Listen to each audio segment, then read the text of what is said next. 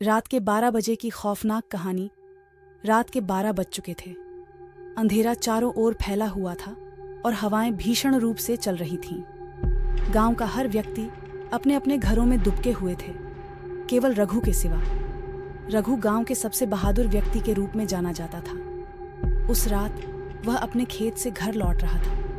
रघु का घर गांव के सबसे किनारे पर स्थित था, जहां से जंगल शुरू होता था। रघु ने सुना था कि उस जंगल में एक बूढ़ी औरत की आत्मा भटकती है, लेकिन उसने कभी इन बातों पर विश्वास नहीं किया था। आज रात उसका सामना इस सच्चाई से होने वाला था। जंगल से गुजरते समय रघु को लगा कि कोई उसका पीछा कर रहा है।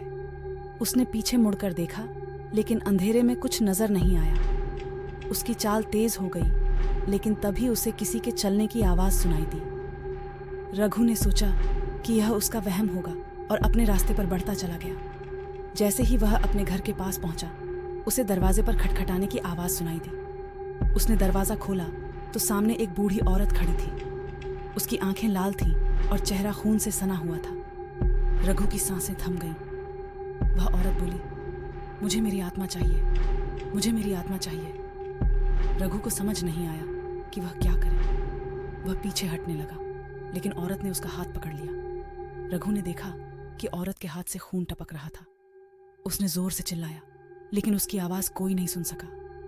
औरत ने रघु को घसीटते हुए जंगल की ओर ले जाना शुरू कर दिया। रघु ने अपनी पूरी ताकत लगाकर औरत के हाथ से खुद को छुड़ाया और भागने लगा। उसने सोचा कि वह बच गया है, लेकिन जब उसने पीछे मुड़कर देखा तो वह औरत उसकी ही दिशा में आ रही थी और उसकी चाल बढ़ती जा रही थी।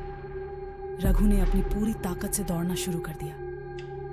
जंगल के बीच में रघु की सांस फूलने लगी और वह थक कर गिर पड़ा। औरत ने उसे पकड़ा और उसके कान में फुसफुसाते हुए बोली, तुम्हारी आत्मा अब मेरी है।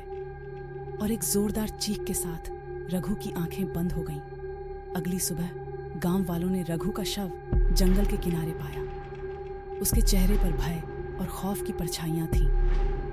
गांव के बुजुर्गों ने बताया कि वह बूढ़ी औरत किसी समय इस गांव की थी, जिसे गांव वालों ने चुड़ैल मानकर जिंदा जला दिया था। उसकी आत्मा अब हर रात 12 बजे उन लोगों की आत्मा लेने आती है जो उस जंगल से गुजरते हैं। रघु की मौत के बाद गांव में कोई भी रात के 12 बजे उस जंगल के पास जाने की हिम्मत नहीं करता। हर कोई उस भयानक रात को याद करके कांप जाता है।